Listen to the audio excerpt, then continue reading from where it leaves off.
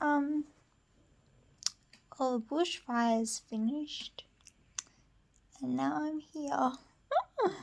I thought I should pop on because I know I've been a bit blasé with my channel lately. I think I have a good excuse. Yeah.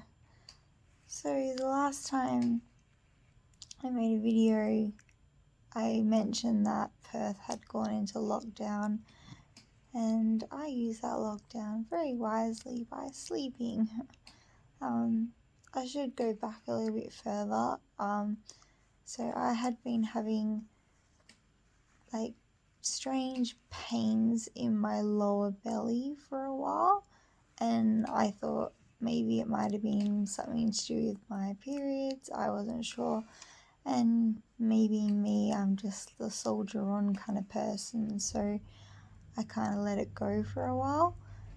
And eventually, after some of the girls from work saying you should see a doctor, I finally went and saw a doctor. And like any doctor, being female, they're like, maybe you're pregnant, because of the area where I was having the pains. So they sent me off to have a urine sample, a blood test, I did an STD test, and an ultrasound. The only thing that they found out was that I'm anemic, and I did mention that last time. So that lockdown week came along, and all I did is stay in bed because I was like, oh, I don't have to go to work, I can be lazy. And then I didn't realize that I was starting to get very tired, and I didn't really have much of an appetite. Like, I was eating grapes. I don't know why. I was just like, I want green grapes, and I never eat green grapes, but I fucking wanted green grapes, so that's what I ate. Anyway, I then so I had an appointment to have the iron infusion on the Friday, and I went to the doctor to have the iron infusion, and they tried and tried and tried after a very long time. I think Matt's gonna walk in the room. Oh, hey. I think that's the nurse. I'm back. The nurse gave me another IV. So what I was saying before was I had the doctor's appointment to have an iron infusion, and after about Matt's going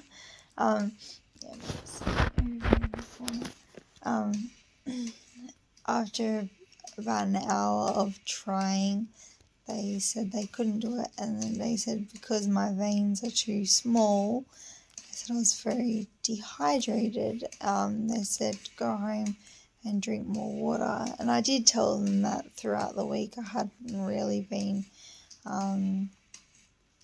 like eating or drinking much because I was just very, like, I don't know, just tired. And then I had mentioned that I had had diarrhea, so that's why they told me to go buy some hydrolyte. And throughout the week I was having the hydrolyte. Anyway, so that was the Friday, and then on the Saturday the lockdown had finished and I was able to go into work. I didn't do much. I was very tired. Lucky for me, because of the COVID lockdown, most of my clients had cancelled. I had one lady first thing, and she was a colour and haircut client. And I did her hair, and she understood because I had told her that I had been sick. And like, because I didn't have anyone in between her colour processing, so hair dye processes for half an hour, I went and sat down and I tried to drink more water. Now when I say try, like, I did drink water, it's just definitely not really thirsty, you know what I mean? And then I obviously gave her a haircut and then flew away. And off she went, and then I think it was like an hour's gap before my next client was supposed to come. And within that time, I had been going to the toilet about 100 times. I'm not joking. Well, I am joking. It wasn't like exactly 100, but it was a lot. But all I was doing was weeing. But when I was weeing, it was like burning, and then I was having a lot of pain in my belly area, and I know what it was. I knew that was a UTI. A urinary tract infection, in case anyone's not sure what that means. And I was in so much pain. So I ended up calling Matt up. I said, can you please pick me up from work and take me home? All I wanted to do was go to sleep. I was very tired. And the client that I was supposed to do her hair, one of the other girls in the salon ended up doing her hair. And like, I'm very lucky, like all my clients are really friendly and nice, and she could see that I was sick, so she was okay. So I went home and I went to sleep, and then the next day I woke up and I actually felt okay. And Matt came pick me up and he showed me our house. As if you've seen my last few vlogs, I've been showing you, like it was around the Vlogmas time, I've been showing you, oh dear, our house build, because it's not far off being finished. And then we went back to Matt's house and we watched some Netflix. We watched, because we were watching a series, we watched 2 episodes and we ate some like lunch. Well, actually at first I said to Matt, I don't want to eat anything. I just want to eat oranges. I don't know why I said that, but I just really wanted to eat oranges, so I ate an orange. And then Matt had some pizza, and then I scabbed a slice of pizza off Matt. It was ham and cheese, and I don't eat meat, so like I literally just scraped the whole topping off and I just ate the base with the sauce on it. But I was starving. I know that sounds stupid, but it tasted nice. And then I was drinking water, and then I ended up falling asleep on the couch, and then later got up and went to Matt's bed. And apparently I was there for about 5 hours, and then in the meantime, when I woke up, I kept needing to go to the toilet.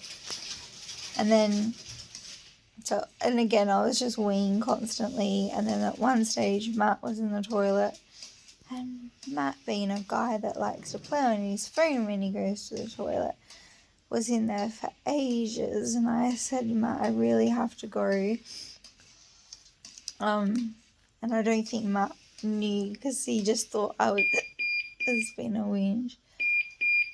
Oh, that's weird. Oh no, it stopped. Maybe I moved the thing. I got a thing near my arm. I keep hiccuping. There is 2 toilets at Matt's house. The other one's in his parents' bathroom, and like I don't want to use it without like asking permission, because you know it's someone else's house, if you understand what I mean. So I ended up, his dad like took me to their toilet, and by the time I came out, I was like in a lot of pain, and Matt said, no, I need to take you to the hospital. So we went to Midland Hospital in Perth, and I 100% recommend, if you're in Perth and you're sick, go there, because they are so friendly. Everyone here He's so nice. Anyway, so because at this time with the COVID restrictions in Perth, actually I should say, for people that are watching that are not from Australia, in Western Australia we had 0 cases of COVID for 10 months, so we've been living normally, and then we had one case that was a transmission from someone that had arrived and was in quarantine. It was a security guard that caught the COVID, so that's why we had like a restriction for a while. And so when I went to the hospital, they checked my temperature and I was 38.5 degrees, so they automatically put me on a COVID risk side, which was really handy for me because I ended up only, I'm cold, only had to wait for about like 10 minutes, and like within that 10-minute time I had been seen by the triage, and they said like as soon as I needed to go to the toilet to ask, and which I did, and then they took me straight into the toilet so I could like get a sample for them, and then straight away I was given a bed. The camera's shaking because I'm shaking, I don't know why. The IV is cold.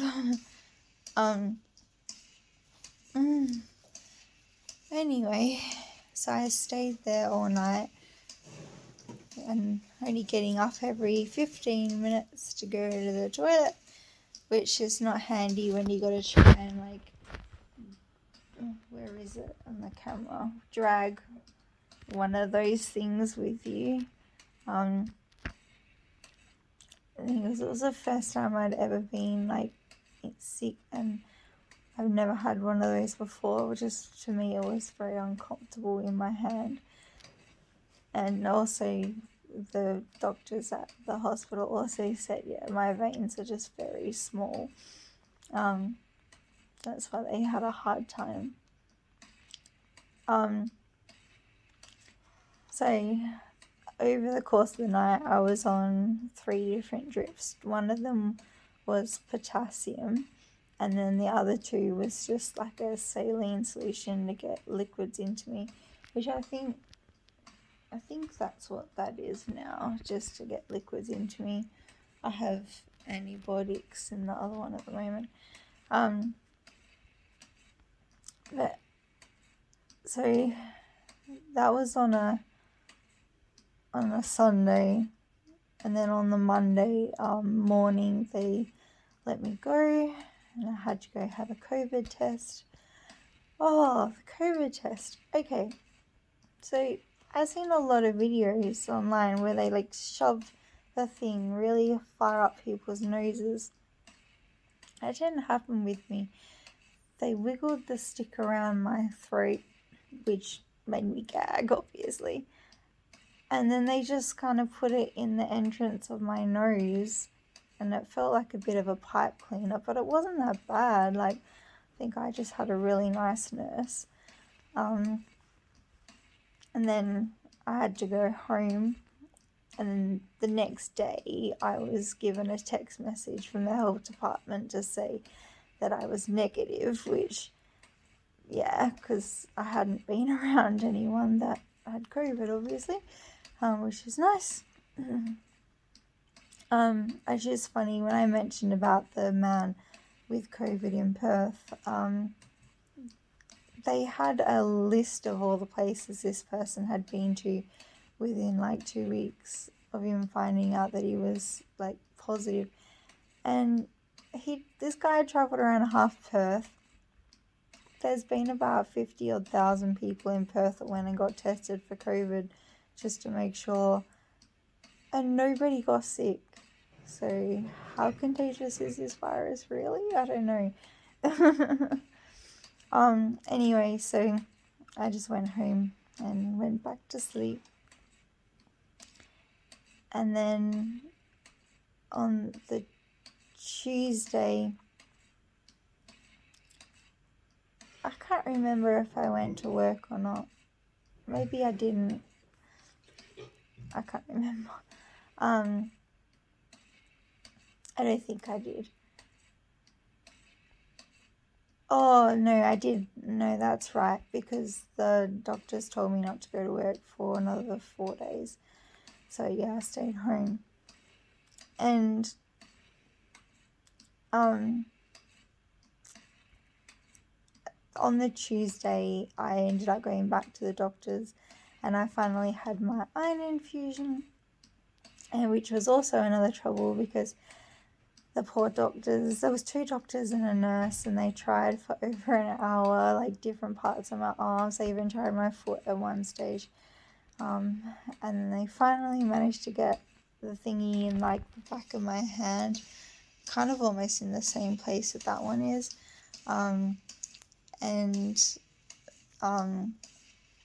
Yeah, it's funny. The doctor, when you finally get it in, he goes, just don't move. Now, the drip doesn't take very long. It only took about half an hour. You just have to lay there until it goes through. And then afterwards, you just have to wait at the surgery for another half an hour or so just to make sure you don't have any reaction. And apart from the fact that I was sleepy, I was fine. So they said I could go home. I went home and I went back to bed, and then I was okay. But then later on in the night, that night I was really hungry, and I ate 2 bowls of pasta, which I never usually do. Usually I only eat 1 bowl, but I was like, I'm starving, I want another one. Yeah.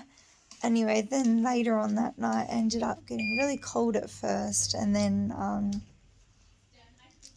I was like feeling sick.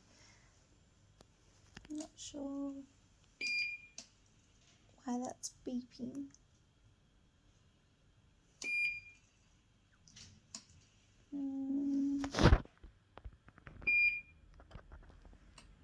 I don't know if I made the things blocked. No, I don't need a light. I think I might have to just tell the lady that it's... Yeah, okay, so I just press the nurse button. Yes, and then that night I ended up feeling really lethargic, and I was up all night on the toilet again, weeing, and then at the same time vomiting into a bucket. Beautiful. And then, so that was a Tuesday. I went into work on the Friday. By then, on the Friday, I actually felt heaps better. Like, I was really, really good. And, like, I mean, I was still a bit tired. Like, I just worked half a day, and then I come home from work and I go straight to sleep. But, like, all in all, I was okay. And then I did the same thing again on the Saturday. I was eating, but not much. That beeping is really loud. I'm not sure, because they said it should stop.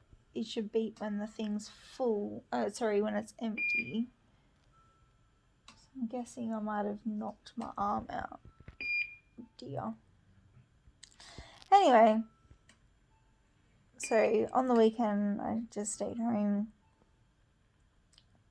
and then I go back to work on the Tuesday, and I worked all week from Tuesday to Saturday, but I was only working like small amounts of time, so I was only going into work for like 4 to 5 hours at a time.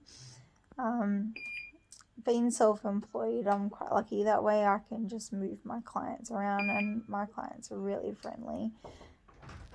The nurse is here. Okay, the beeping's sorted. So turns out the little bags that are up there have Panadol in them. Paracetamol in them. yeah, anyway, going back to what I was saying, I was only working like half days, and sorry,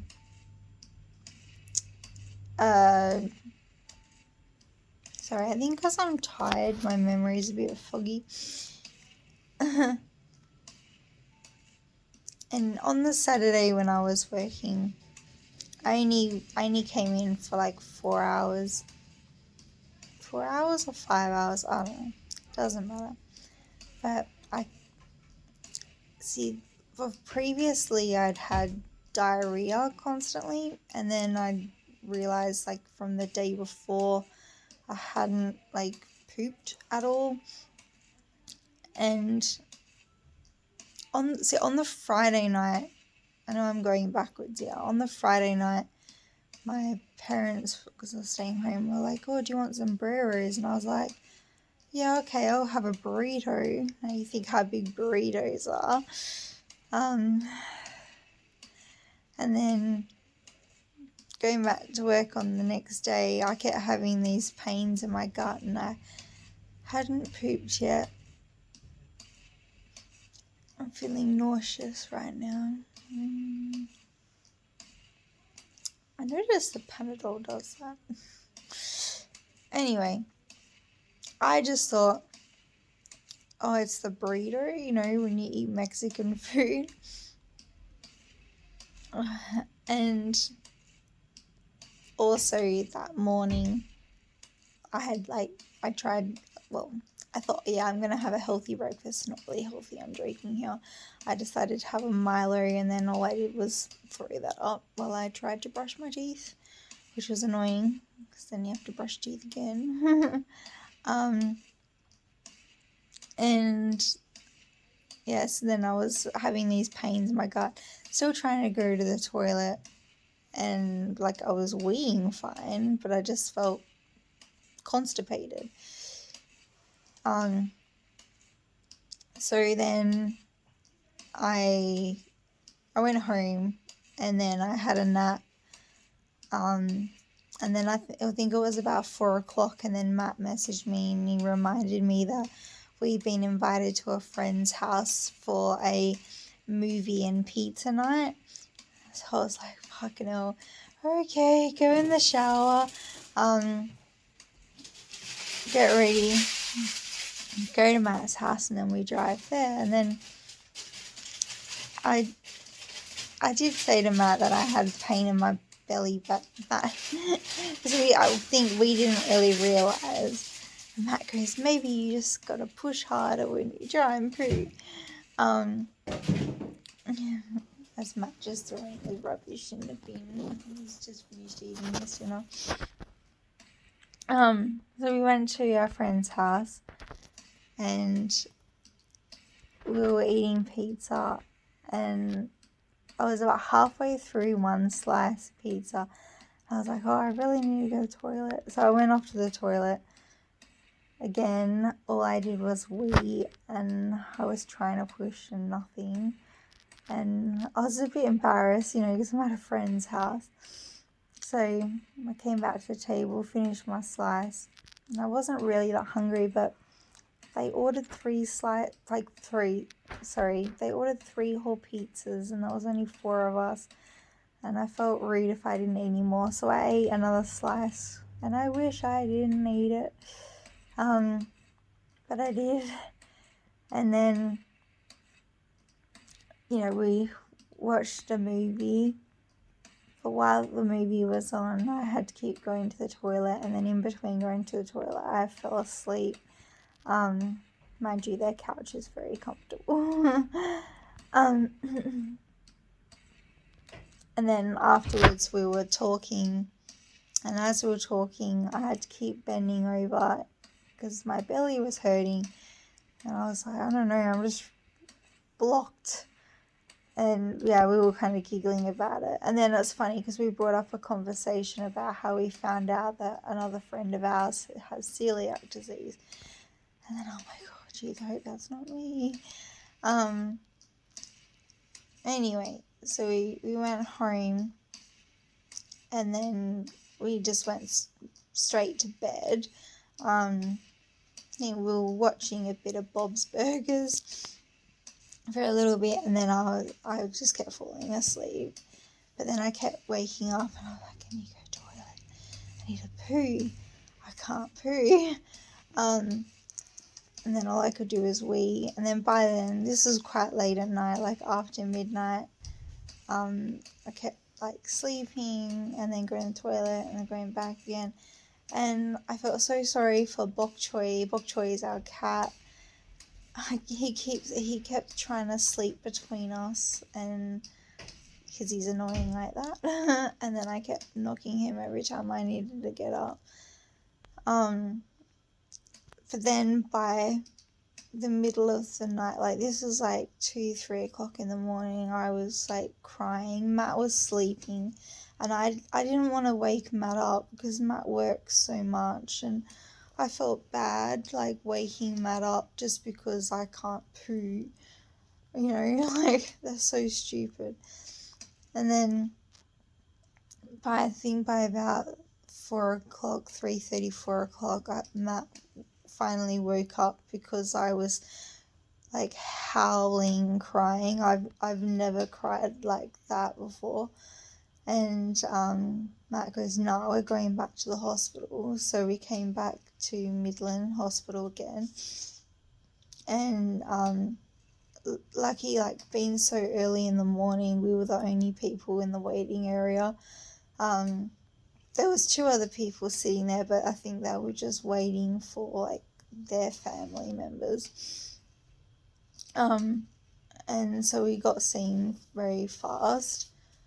Like again, I was very lucky, and I was only there for about probably about 10 minutes maybe.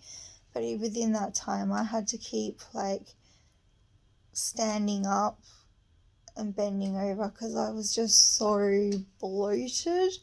Like my whole like stomach area it was sticking out, and if you touched it, it was like stiff as a board. And yeah, it was just a lot of pain. So I came through, and they brought me through to the emergency, and they gave me some Panadol, like a pill Panadol. And then after a while, because I was still crying in pain, they sent me off and had an x-ray. And when they were looking at the x-ray, they were looking at it and they thought I had a twisted bowel. But they said that usually only happens to people that have had a surgery before. Now, I've never been sick before. Like, I mean, I had tonsillitis when I was a little kid. Never had my tonsils taken out or anything like that. But I've just never been sick. And they said, no, that's not. They said they couldn't confirm. So they sent me off to have a CT scan. And the CT scan ended up coming back later on to confirm that I had a blockage in my bowel. And so they ended up bringing me to this ward. So this is the room that I'm in. There's a TV there, but I haven't wanted to watch the TV at all. I just want to sleep a lot. So after a while, like, because I was put on drips, I think it was a lot of Panadol that they were giving me in the IVs. And the nurse came in and she said she wanted to try and do an enema. And then she tried, but I was howling in pain because like it wouldn't go in. It was just like, yeah, and that was excruciating, and it was like a burning ring of fire. That's the best way I can describe it. So they she said, no, I'm going to leave you for a while and then wait for the painkillers to kick in. In the meantime, I kept getting up to go to the toilet a lot, but it was all just like wee, very orange, I should add. And then later on, like this is probably about an hour later, she came back, but she tried another enema, but did it in a different way. I think what it was the thing that they put in was a lot skinnier.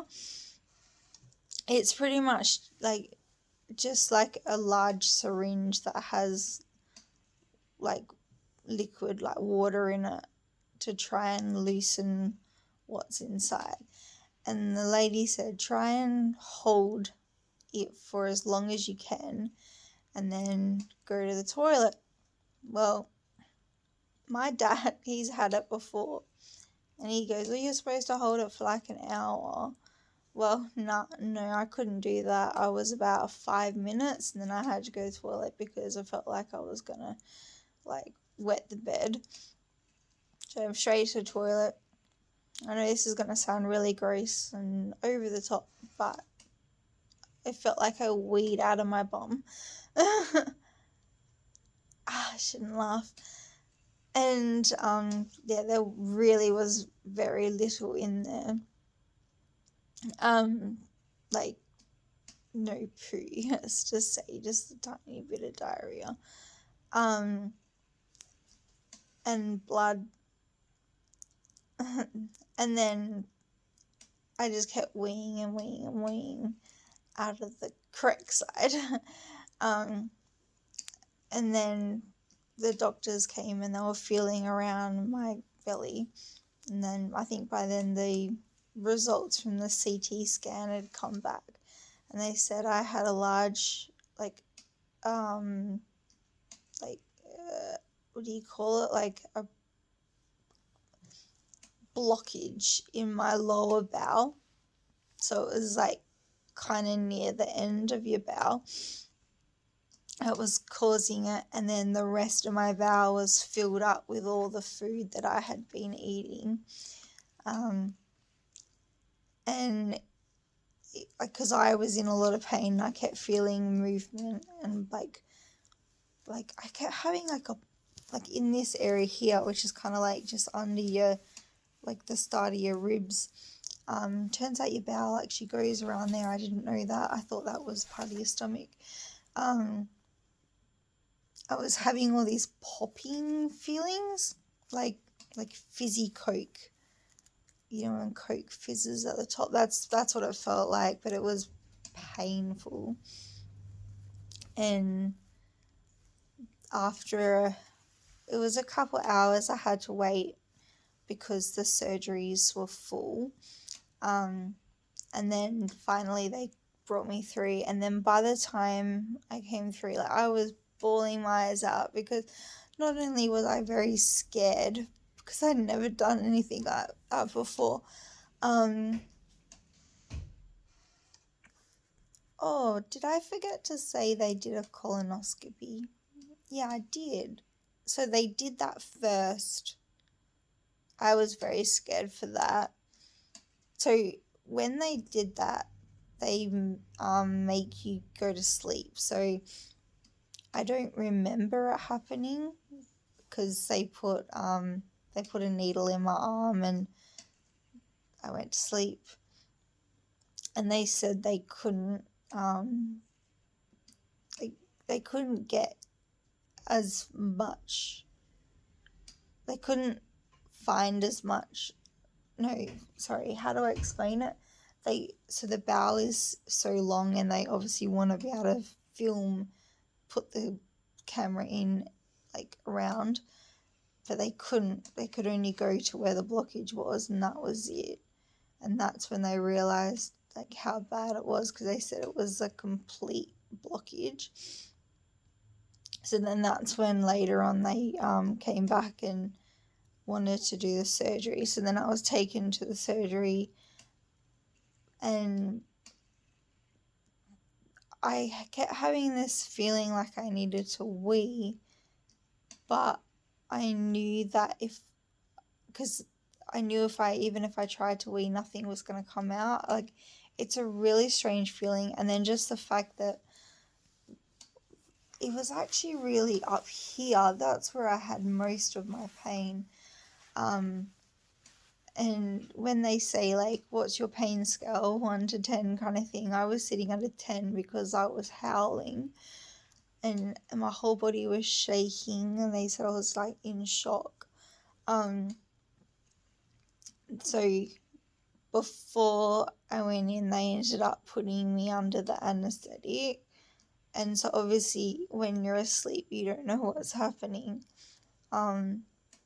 Apparently I was brought back to the room here at midnight, but I was still asleep. And then I woke up about 4 o'clock in the morning, and I was actually in pain. The funny thing was, my whole body felt numb because of painkillers, but the only place I was sore was my spine.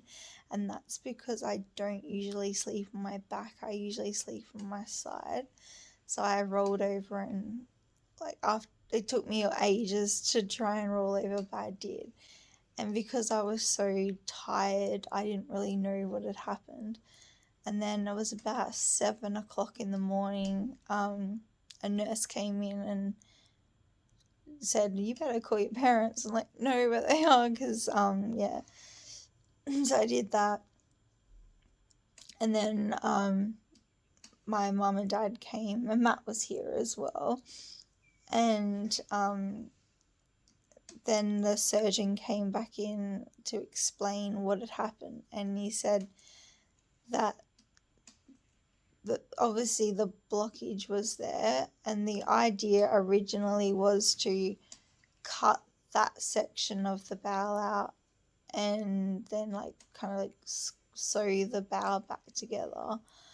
But the rest of my bowel was actually already splitting because it was so full, I suppose you could say. The walls of my bowel was split, so they ended up having to remove my whole large intestine, and then pretty much I only have a small intestine now, and they connected that to the bottom. So I don't know. Matt and I have been having a discussion. What's my farts going to be like? The doctor said later on I should be able to eat normally, but yeah. So now this is the same day, the night after the surgery. So it's 7 o'clock at the moment on the wall. So it hasn't actually even been 24 hours. But yeah, I'm just very tired, and laying here I feel okay, but it's when I try and move that's when I'm sore. And a couple times I have been nauseous. They did get me out of bed at one stage, and I was sitting in a chair, and it was really weird because okay, so it really really really hurt getting up, but once I was sitting down I felt fine. And I was laying down in the chair, sitting down in the chair, and my eyes were closed so I didn't want to open them up, and I was dreaming. And it was really strange. My dreams were cartoons in my head, but I could hear everything. So everyone that was talking, I could hear it, but I was dreaming at the same time. That's weird. I've never had that before. That's annoying too, because I didn't like the dreams I was having, because they were just weird dreams.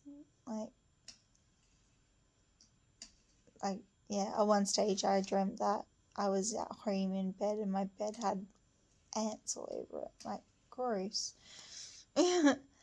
Yeah, so that's where I am now. So they got me back into my hospital bed.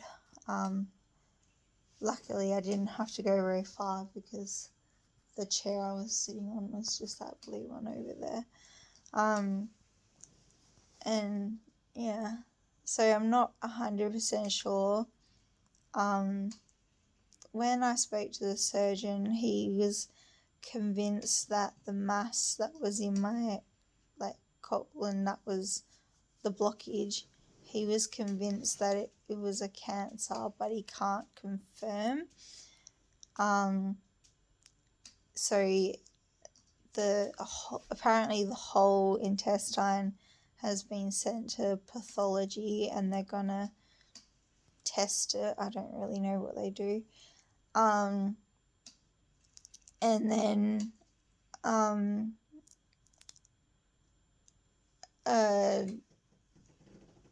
yeah.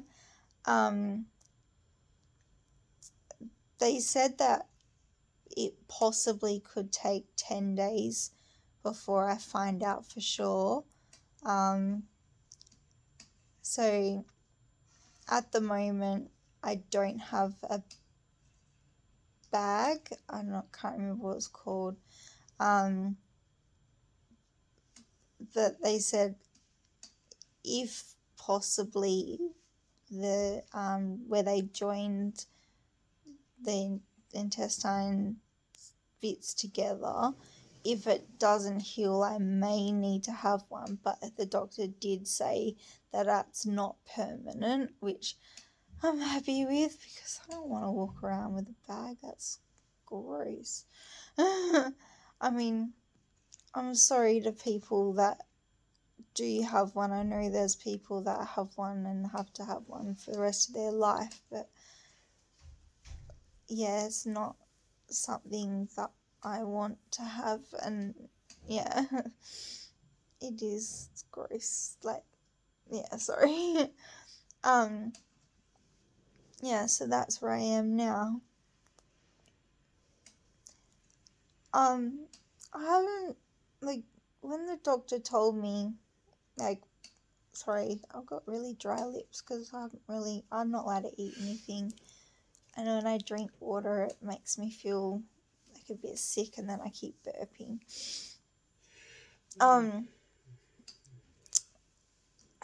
When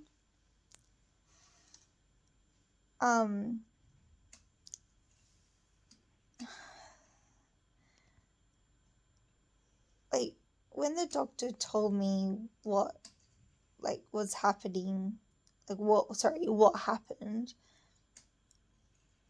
I didn't really get shocked, especially when he said the C word, because I kind of just, in my head, I'm just like, well, they cut it out. Maddie's leaving the room. No? Oh, okay. Maddie's doing puzzles on his, on a book. Yeah, it's been sitting over there. He likes to do crosswords and stuff. Yeah, to me it wasn't really, I don't know, I don't want to say a shock or anything. I was surprised.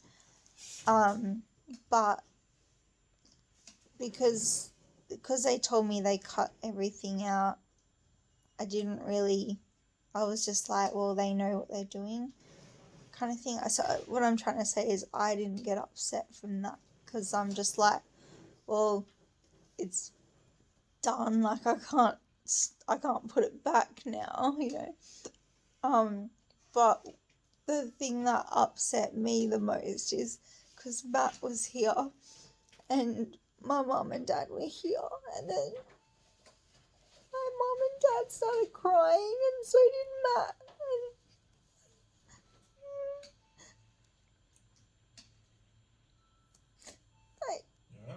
Yeah,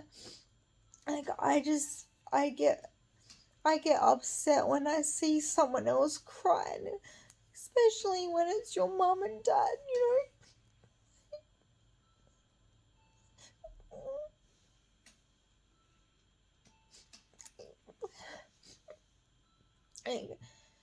Yeah.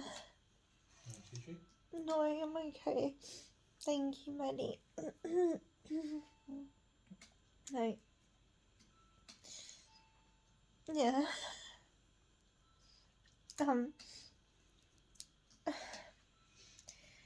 So because I remember the last vlog I made, I said I was gonna work on some vlogs from when Matt and I went to Broome, and I haven't done any of it. I think I have a good. Yeah, I think I have a good excuse. I was just too tired and too sleepy, like, because I have fun editing them, like, it's like a hobby kind of thing for me. But yeah, just wait, do that for a little while, and yeah, I had a lot of people reach out to me on Instagram and send me messages, and I just want to say thank you. It's really, really friendly, really nice. And I know the last video that I posted, I had some comments, but because I was sleeping, I haven't really read them. So I apologize if anyone asked a question. I haven't read them at all. Usually I do. I was just sleeping a lot. I think I need to press the pain thingy. I can't remember where I put it. Oh, it's next to me. Yeah, I'll have to wait for the green button to light up.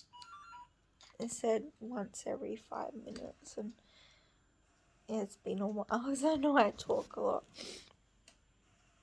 Yeah, so I just want to say thank you to those, and yeah,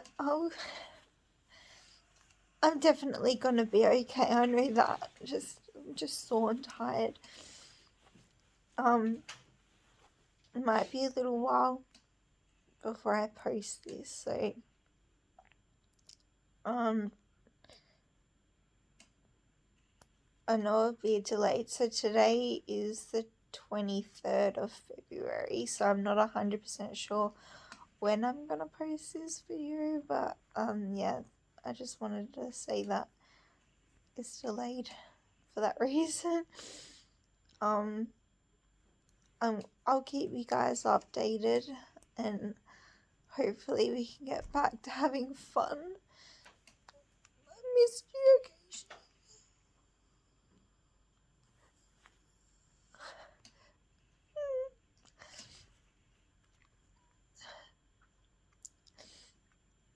I'm gonna go now. Thank you.